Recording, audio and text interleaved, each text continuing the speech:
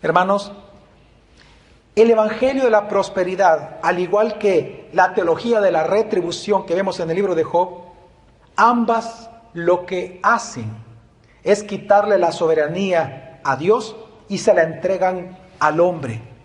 Y es igual hoy en día con la teología de la prosperidad. Hoy en día, dentro de este falso evangelio se busca controlar a Dios a través de palabras, por ejemplo, el yo declaro, yo decreto, el yo ordeno, porque ellos creen en aquello que se conoce como el poder creativo de la lengua.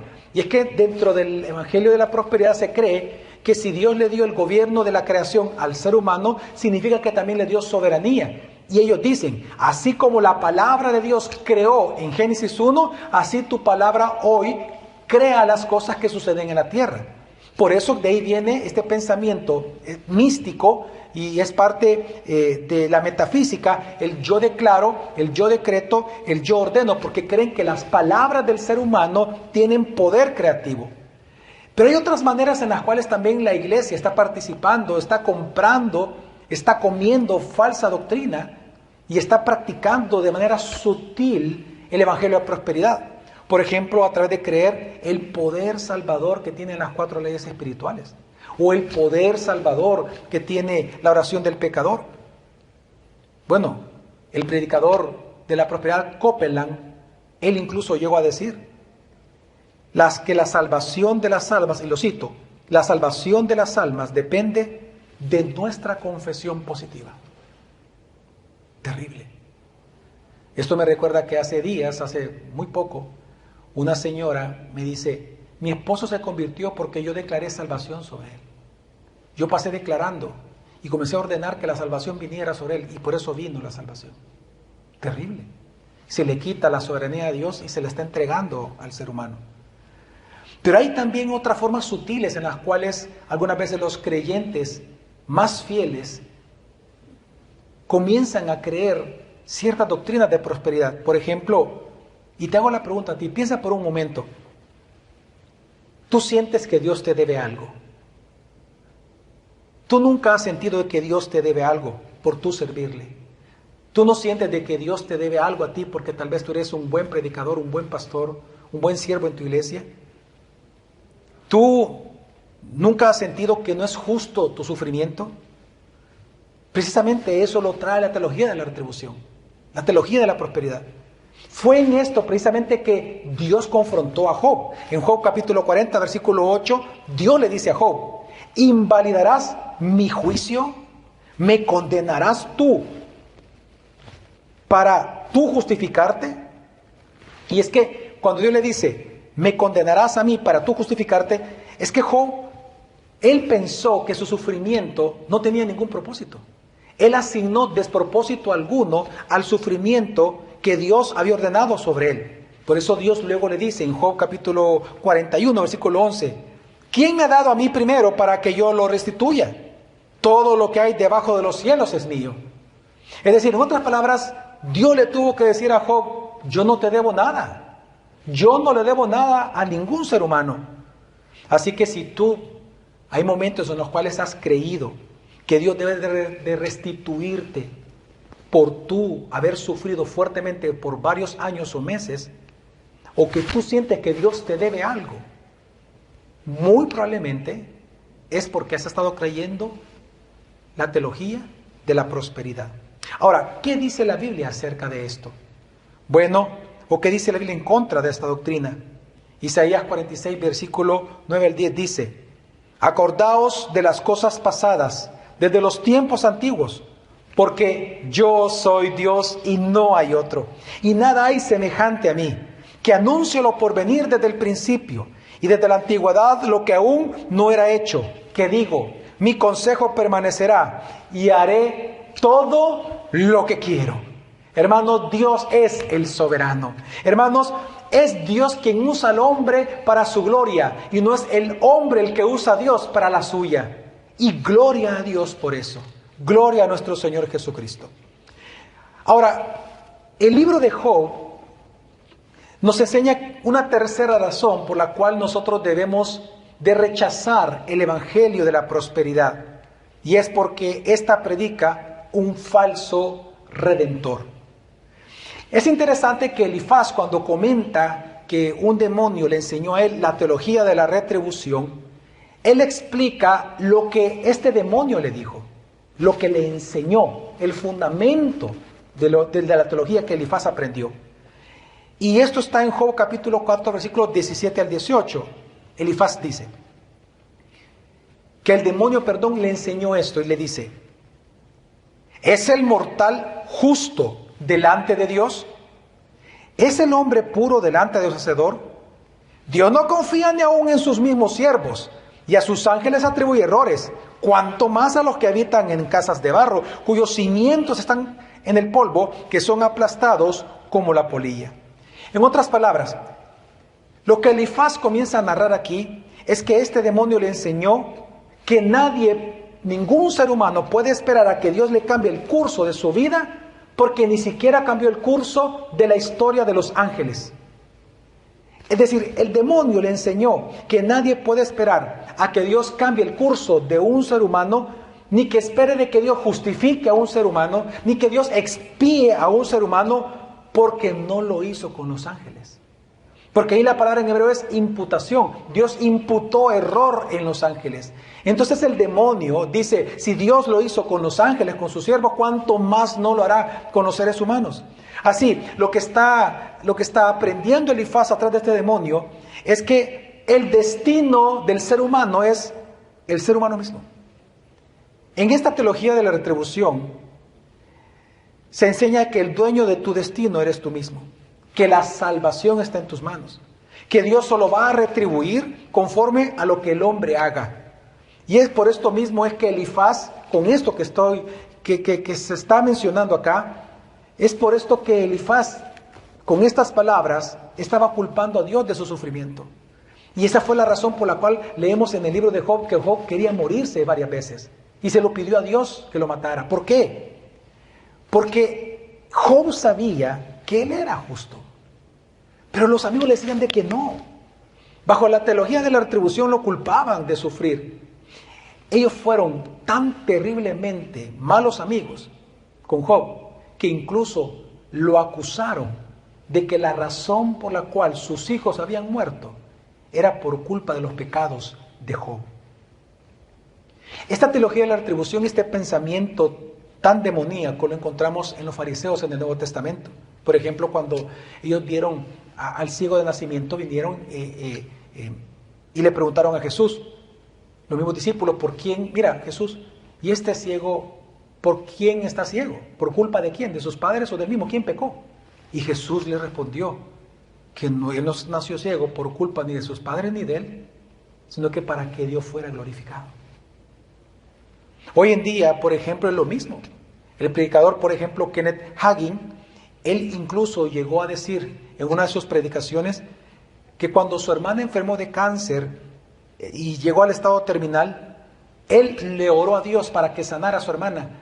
Y él dice que en visiones Dios se le apareció y Dios le dijo que su hermana iba a morir. Y cuando él le preguntó por qué, dice él que Dios le dijo que porque ella no había tenido la fe suficiente para que Dios la sanara. En otras palabras, ¿quién tiene la culpa? La mujer. Hermanos, en la teología de la retribución, el culpable siempre eres tú.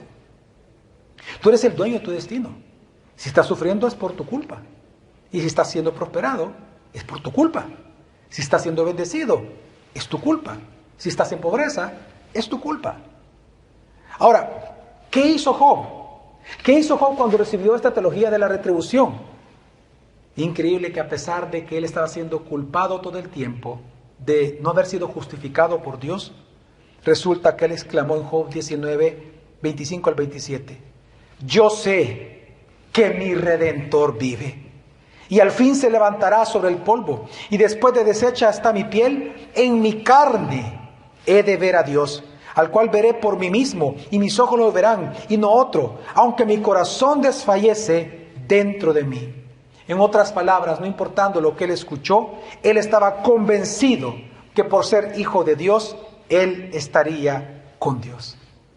Hermanos, Esta es ahora también nuestra esperanza, en el seguro y verdadero y único Redentor, nuestro Señor Jesucristo. Colosenses 2:14 dice, habiendo cancelado el documento de deuda que consistía en decretos contra nosotros y que nos era adverso, lo ha quitado de en medio, clavándolo en la cruz. Así que no importa que el Evangelio de la Prosperidad diga que somos culpables de todas las circunstancias que suceden en el mundo, ahora nosotros sabemos y estamos seguros que si sufrimos por voluntad soberana de Dios, lo hacemos de una posición de hijo. Sabemos que entonces nuestro sufrimiento será para que Dios sea glorificado en nuestra santificación y en nuestra edificación. Y por lo tanto vamos a sufrir aún con gozo en la esperanza de sus promesas eternas.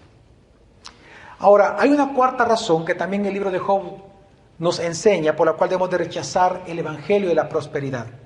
No solamente porque sus doctrinas son demoníacas, no solamente porque presentan un falso Dios, en tercer lugar porque presentan un falso Redentor, sino que también porque estas doctrinas enseñan o predican una falsa fe. La teología de la retribución, en el libro de Job vemos que reduce la vida del justo a una simple causa y efecto. Lo que presenta la teología de la retribución es un Dios domesticado por el hombre. Hoy, el Evangelio de la Prosperidad afirma que el poder de hacer cualquier cosa en este mundo está en Dios, pero que la soberanía y la autoridad para que cualquiera de esas cosas sucedan en la tierra se encuentra en la voluntad del ser humano. En otras palabras, el ser humano puede darle las órdenes a Dios para que las cosas en este mundo sucedan. Y así, para el Evangelio de la Prosperidad, por lo tanto, hermanos, la fe es una especie de ley espiritual con la que se puede manipular todo el universo. Para ellos la fe es como un instrumento de manipulación a Dios. La fe es una ley en donde Dios se tiene que sujetar. La fe en sí misma es una ley para ellos. Ahora, este pensamiento y esta forma de ver la fe ha afectado a la iglesia de Cristo. No sé si tú lo has notado, hermano y hermana, pero hoy vemos menos compromiso, menos oración y menos piedad en algunos sectores o en algunas iglesias locales. Pero ¿por qué nos va a extrañar eso? Piensa por un momento. ¿Por qué alguien, hermano, oraría a Dios si esta persona con su propia palabra puede hacer que las cosas se arreglen? ¿Por qué alguien oraría a Dios para que sane a alguien si esa persona cree que con su palabra va a sanar?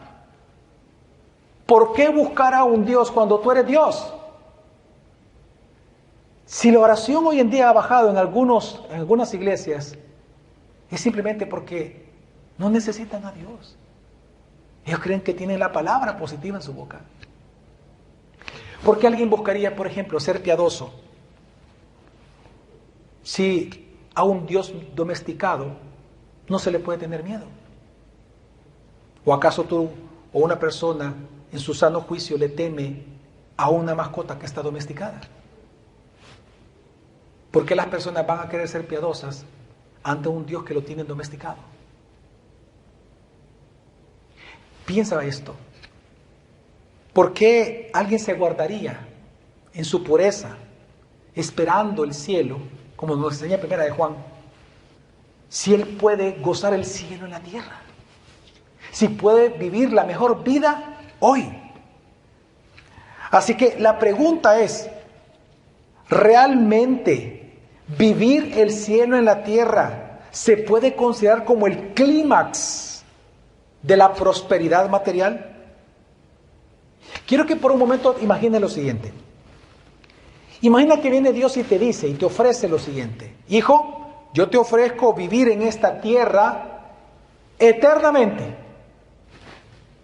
Te ofrezco vivir en la tierra eternamente. Nunca vas a morir, nunca te vas a enfermar y te voy a dar toda la abundancia material para que disfrutes por siempre aquí en la tierra. Solamente hay una cosa: yo no voy a estar ahí. ¿Tú tomarías esa oferta? ¿Tú desearías que el cielo bajara a la tierra sin que Dios estuviera ahí? Hermano, Pablo, hablando acerca de la resurrección, especialmente siendo sarcástico con los que decían que Jesús no había resucitado, él dice lo siguiente en 1 Corintios 15, 19. Si solamente para esta vida esperamos en el Mesías, somos los más dignos de lástima de todos los hombres. Es decir, él está enseñando que si nuestra esperanza fuera solo prosperar en esta vida, entonces somos los más miserables de todos los seres humanos. Pero precisamente, hermano, esto es lo que el Evangelio de la Prosperidad está prometiendo y está predicando. El Evangelio de la Prosperidad precisamente te hace esperar en esta vida. Te lleva a buscar, a satisfacer los deseos de los ojos, los deseos de la carne y buscar la vanagloria de esta vida. Cosas que dice la Escritura no provienen del Padre, no provienen de Él. Así que si lo analizamos muy bien, el Evangelio de la Prosperidad, hermanos, no es un Evangelio que trae prosperidad, es un Evangelio de miseria, porque no hay peor miseria para el ser humano que no estar en Cristo y con Cristo. Y lo que hace el Evangelio de la Prosperidad, aleja el pensamiento, aleja la mente, el corazón y la vista de los seres humanos de Cristo para que se vean ellos mismos, para que anhelen este mundo, para que anhelen vivir el cielo en esta tierra. Y lamentablemente, así el Evangelio de la Prosperidad es un Evangelio de miseria, porque te aleja de Cristo, quien es la verdadera bendición y la verdadera gracia sobre gracia para nosotros. Hermanos, sin Cristo, todo en este mundo es vanidad. Ahora, ¿cómo la iglesia evangélica debe de hacer frente a este falso evangelio? Bueno, yo encuentro que en el libro de Job se nos enseñan varias cosas. En primer lugar, hermanos, la iglesia evangélica debe de volver a enseñar la verdadera doctrina de la soberanía de Dios. Cuando nosotros leemos el libro de Job, mientras vamos leyendo surge un deseo en el lector. Uno quiere ver a Dios, porque todo el tiempo Job está apelando a Dios. Y en muchos capítulos no vemos la respuesta de Dios. La pregunta que tenemos que hacernos entonces es, ¿qué fue lo que Dios respondió ante la teología de la retribución? ¿Qué fue lo que hizo Dios ante este falso evangelio de la teología de la retribución? Pues lo que Dios hizo es lo que Él siempre ha hecho. Dios habló. Y Dios habló con Job. Y dice la Escritura que desde un torbellino Dios habló con Job y le mostró dos cosas: el poder y la soberanía que Él tiene sobre la creación. Es ahí donde le preguntó a Job: ¿dónde tú estabas cuando yo estaba creando las Pléyades? ¿Dónde tú estabas cuando estaba creando las estrellas? ¿Dónde tú estabas cuando yo creé los animales? Dios comienza a enseñarle a Job que el soberano y el poderoso de la creación es Él. ¿Pero por qué se lo enseñó así? Para que Job entonces se diera cuenta de que si él no conocía el origen de las cosas visibles, ¿cómo él podía saber el origen de las cosas invisibles? En otras palabras, Dios lleva a descansar a Job en medio de su sufrimiento en la gran y poderosa soberanía de Dios. Yo creo que una vez más la iglesia evangélica debe de enseñar la soberanía de Dios. En segundo lugar, la iglesia evangélica tiene que arrepentirse. Los hermanos que han estado participando en el Evangelio de Prosperidad, los pastores que han estado predicando, deben de arrepentirse. Job se arrepintió. Al final de todo el libro, Job reconoce que él había asignado despropósito alguno al sufrimiento. Y es igual nosotros hoy. Debemos de reconocer, confesar y debemos de incluso huir del Evangelio de la Prosperidad, porque no olvidemos cuál es el mandato que Dios da en su palabra ante los falsos maestros a su iglesia. Y esta es la orden: apártate de los tales. En tercer lugar, creo que la iglesia evangélica debe de enseñar con paciencia y con mucha gracia el verdadero evangelio de Jesucristo a quienes hoy en día están creyendo en el falso evangelio de la prosperidad. Y es que en el libro de Job al final vemos que Dios le manda a Job a interceder por sus amigos, por esos amigos que lo acusaron, que lo ofendieron muchas veces. Estos jóvenes malvados, Dios manda a Job a que interceda por ellos. Es decir, que los perdone. Y Él los perdonó. Así que yo observo aquí, hermanos, que la actitud de la iglesia ante los que creen en el Evangelio de la prosperidad tiene que ser una actitud llena de gracia. Que a través del Evangelio que nosotros les prediquemos, ellas puedan verse pecadores y por fin entender que la verdadera perla de gran precio y el tesoro escondido para nosotros es uno solo, su nombre, Jesucristo. En tercer lugar, creo que la iglesia evangélica debe de reformar el púlpito evangélico. El libro de Job, hermanos, nos muestra que Dios es quien justifica para siempre, es lo que nos muestra. Así nosotros es que permanecemos en Él. Job permaneció y nunca maldijo a Dios porque él había sido justificado por Dios. Esto está en el capítulo 1. Dios declara a Job justo. Por lo tanto, se demuestra en el libro de que si él permaneció, la perseverancia del santo llamado Job no se debió al poder que tenía Job, se debió a la justificación de Dios. Así que, por lo tanto, cuando Job comenzó a dudar de esto, Dios le habló. Y cuando él escuchó la voz de Dios, por lo tanto, él descansó de sus dudas. Esto, hermano, a mí me habla algo muy importante, de la necesidad que tenemos hoy en día de reformar la iglesia en Latinoamérica.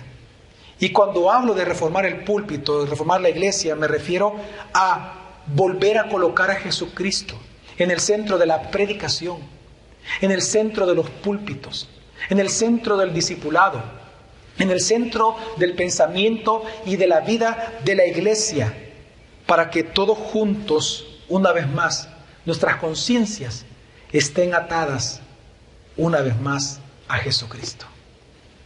Y por último, creo que la iglesia evangélica en Latinoamérica debe de enseñar la verdadera teología del sufrimiento, que aunque nosotros somos hijos y si somos probados por voluntad soberana de Dios, es para que permaneciendo firmes en Jesucristo y en su palabra, Dios sea glorificado.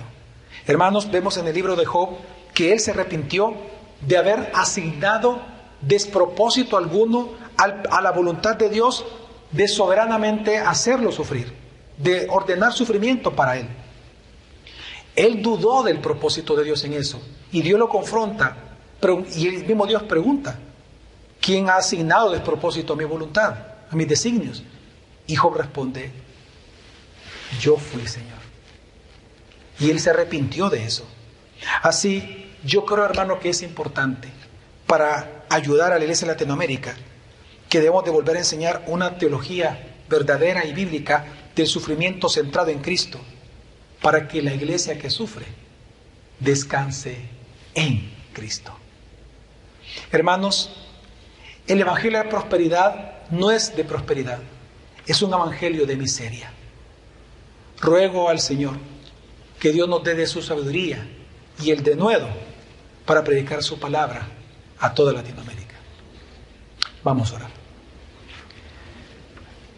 Señor, queremos darte gracias porque a través de tu palabra tú nos enseñas el privilegio que nosotros tenemos de ser llamados tus hijos, de haber sido justificados por la sangre de Cristo, por la agencia de tu palabra y el Espíritu Santo. Pero hoy te pedimos, Señor, que nosotros, así como fuimos convencidos por ti, podamos nosotros defender tu evangelio y defender, Señor, tu gloria por medio de la palabra ante falsas herejías como lo es el evangelio de la prosperidad. Desde ya te pedimos por la iglesia en Latinoamérica para que, Señor, experimente esa reforma a través de tu palabra, volviendo una vez más a Jesucristo como centro de todo y preeminente de todo. Y que aquellos que nosotros conocemos, que creen en el evangelio de prosperidad, sean salvados por ti, Señor. Úsanos y ayúdanos. Danos tu sabiduría. Fortalécenos en tu Espíritu Santo. Te lo pedimos en el nombre de Cristo Jesús. Amén. Hermanos, que Dios les bendiga.